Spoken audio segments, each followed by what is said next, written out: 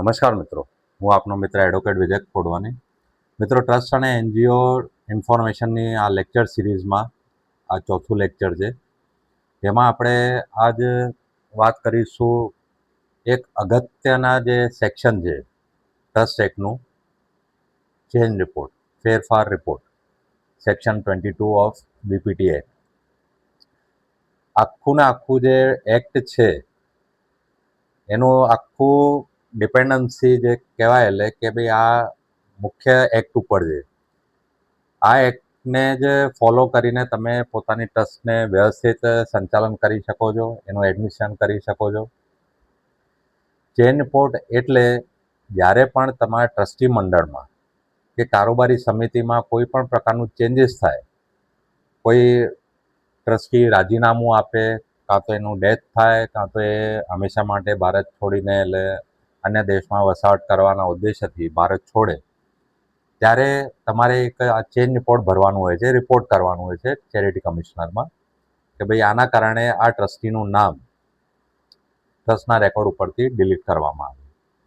કારોબારી સમિતિમાં પણ બે પ્રકારના હોય છે કે જે લોકોની મુદ્દત હોય કારોબારી સમિતિની, એ મુદ્દત દરમિયાન જો કોઈ રાજીનામું આપે, ડેથ થાય, કાં તો આવી રીતે ભારત છોડીને બીજા દેશમાં જાય, ત્યારે પણ તમારે એ રિપોર્ટ કરવાનું હોય છે. અને અન્ય વ્યક્તિની તમારે નિમણૂક કરવી હોય, ના કરવી હોય, પણ એ જુદી વાત છે. અને જો કોઈ નવા ટ્રસ્ટીને તમારે લેવા હોય તો પણ તમારે એમનું નામ રેકોર્ડ ઉપર લાવવું ખૂબ જ જરૂરી બને છે. એના માટે પણ તમારે આ સેક્શન હેઠળ ચેન્જ રિપોર્ટ, ફેરફાર રિપોર્ટ તમારે ભરવાનું હોય છે. હવે વાત કરીએ કે આ ચેન્જ રિપોર્ટ આપણે ક્યારે ફાઇલ કરવાનું હોય છે. તો કાયદા પ્રમાણે જ્યારે પણ આવું ટ્રસ્ટી મંડળમાં કે કારોબારી સમિતિમાં ચેન્જીસ થાય, આજે મેં કારણો કીધા, એના 90 દિવસની અંદર તમારે એ ચેન્જ રિપોર્ટ ઠરાવ સાથે ચેરિટી કમિશનર, ડેપ્યુટી ચેરિટી કમિશનરની કચેરીમાં જે તે રિજનમાં જે લાગુ પડતી હોય ત્યાં તમારે સબમિટ કરવાનું હોય છે. અને એ પછી એટલે જ્યાં સુધી એનો ઓર્ડર ના મળે ત્યાં સુધી તમારે ચેન રિપોર્ટ માટે કચેરીનું ફોલોઅપ લેવાનું હોય છે. એવી ખાલી એવું નહીં કે ભાઈ તમે ચેન રિપોર્ટ ફાઇલ કરી દીધું અને અમે જવાબદારીમાંથી છૂટી ગયા, એવું નથી. તમારે પ્રોપર એનું કમ્પ્લેન્સ કરીને અને એનું જે ઓર્ડર છે એ તમારે લેવાનું હોય છે કે એનું મંજૂર થયું કે ના મંજૂર થયું. જો ના મંજૂર થયું હોય તો તમારે અપીલમાં જવું પડે.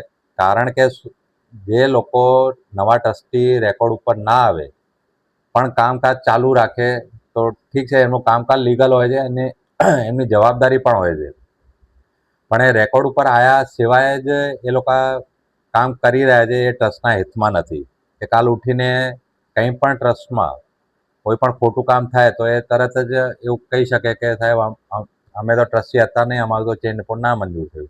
તો એ બહુ ખૂબ જ અગત્યની વસ્તુ છે કે જ્યારે પણ આ ચેન રિપોર્ટ ફાઇલ કરો તો એનું ઓર્ડર જે છે એ તમારે લેવાનું હોય છે. અને 60 દિવસ પછી એ ઓર્ડરની ઇફેક્ટ જે પીટીઆર છે એના વિશે આપણે આ 5મા લેક્ચરમાં આપણે પીટીઆર ના લેક્ચરમાં ચર્ચા કરીશું, એ આખું શું હોય છે. પણ આજે ચેન રિપોર્ટમાં મેં તમને આ બેઝિક વસ્તુ કીધી કે ચેન રિપોર્ટ શું હોય છે અને ક્યારે ભરવામાં આવે છે.